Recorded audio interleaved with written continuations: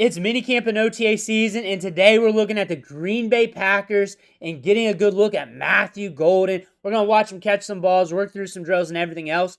But before we dig in, you need to click that subscribe button right now. We're looking at these practices every day. Rookie camp, minicamp, OTAs, training camp, everything in between, workouts. So you know what your rookies are up to behind the scenes.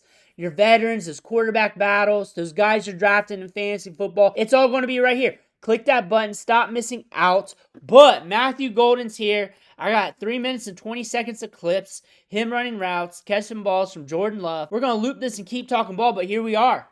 Here we are. He's down there, right there at the bottom. Explosive downfield, breaking off the route. Getting to it. Getting to it. Looking solid. Downfield. Where's he at? I think he might be on the next play. Because it did not look like him on the other end. There he is. There he is. Nice grab. Nice grab. Notice the turf's a little bit slippery, so if you see double taps on any of the brakes, see that? See that on the move? Notice that. So don't hold routes too highly accountable on these prospect videos. So if you see anybody with cut-ups of these Packers wide receivers, already debunked it right here. Already debunked it. We saw that on like 2 different wide receivers, different steps, different angles of steps, and definitely see breakup in the turf right there. Getting downfield, choppy. Not bad. He's assertive in and out. That's my main take. Some of these are going to be very similar. Just different beat writers, different angles of the same drill. On top of that, a lot of drills are going to look the same. Slip, like I've been calling it.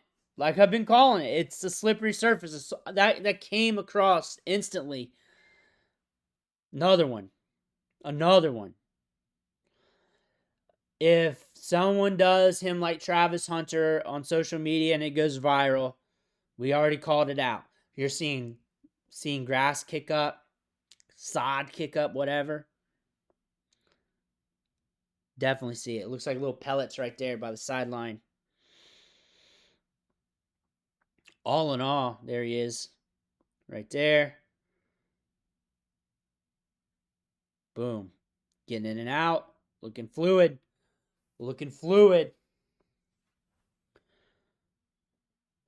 Stepping back. Downfield. Solid play. Here we go again. Not him.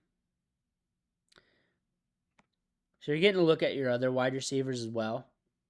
He's back there, number 22.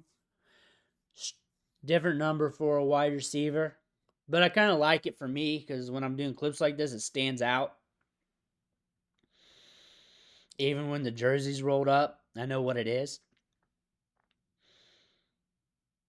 There it is, down there. Nice catch.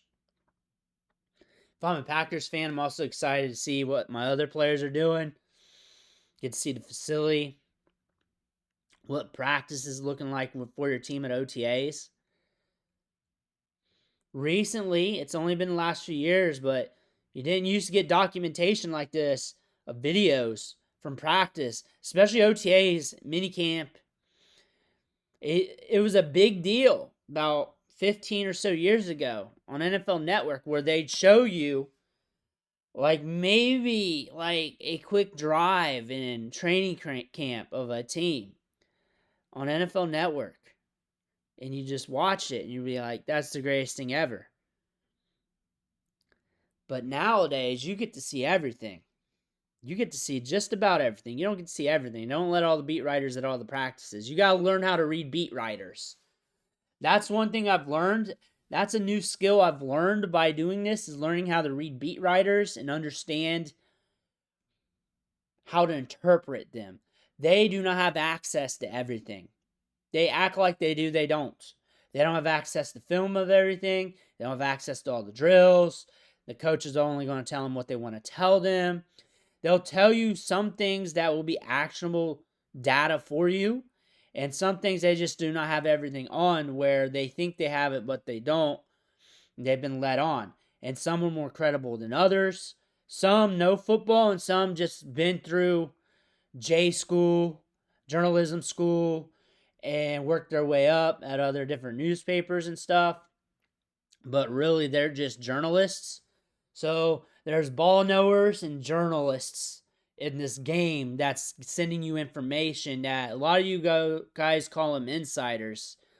You really got to understand what that means and how they say it and what they're talking about and how and where it's coming from. Some of them are really smart, but like they're trying to catch up learning ball on the back end, and they're just really smart and great journalists.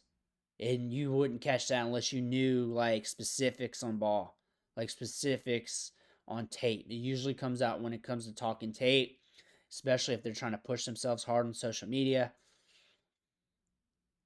Boom. Good hands, though. Good hands. Wanting to talk ball, Matthew Golden. Matthew Golden's got speed to burn. Matthew Golden can also create separation. I know he's good short to intermediate to the deep ball play.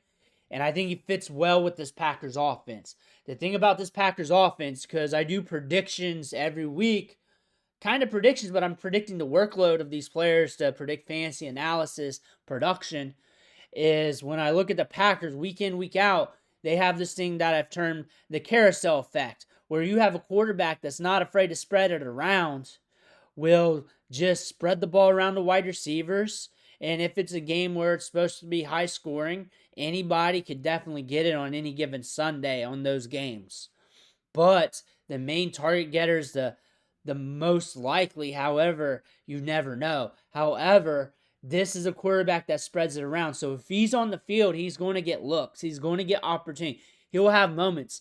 Since he's a rookie, since he's acclimated, and considering we got veterans on here that has been acclimated into the Packers system, it could be spiky production.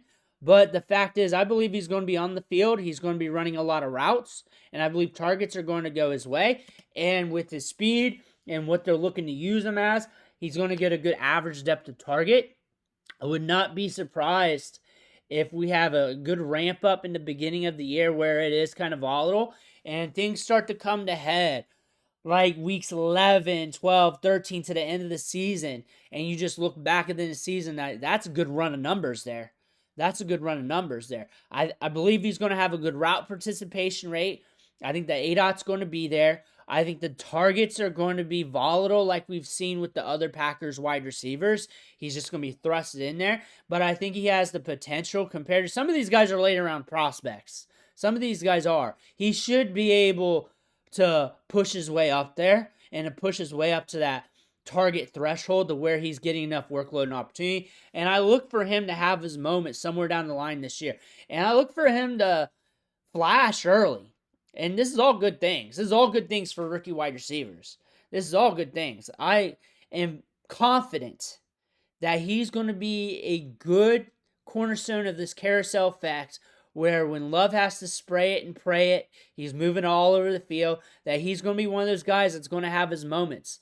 Once every 2, 3, 4 games, he's just going to have his moment where he's just getting spammed with targets, especially on certain drives.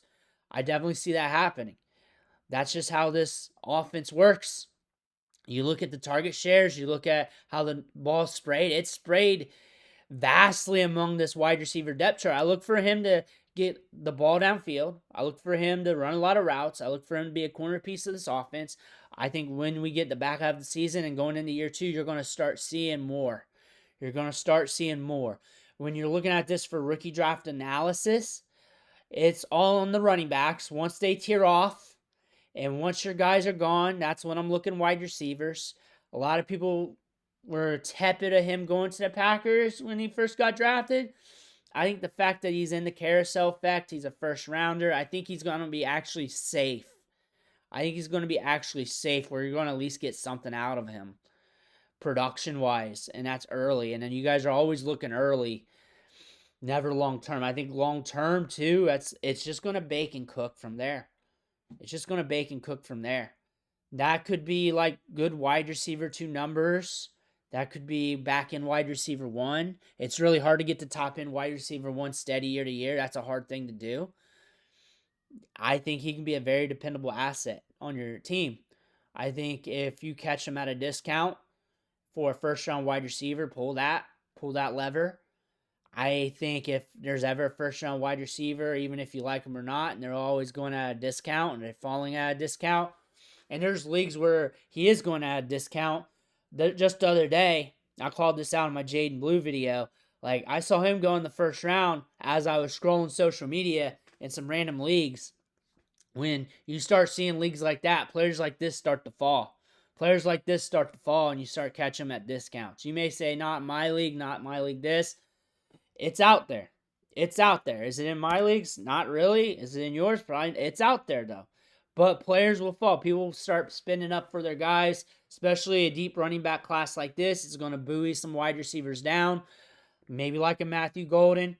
You're going to just take those values. Take those values, work against those running backs. Once your tier A running backs are off the board, and I say your tier A, like I did my tier A in my dynasty rankings, but you can manipulate that how you want. Because I talk broadly, because I diversify due to playing portfolio leagues. So I don't lie to you when I take player A over player B, who I had ranked above the other guy, but actually I'm in drafts going against it due to like fixing my portfolio. I mean, why not be honest? If they're close enough to do that, then they're just close enough.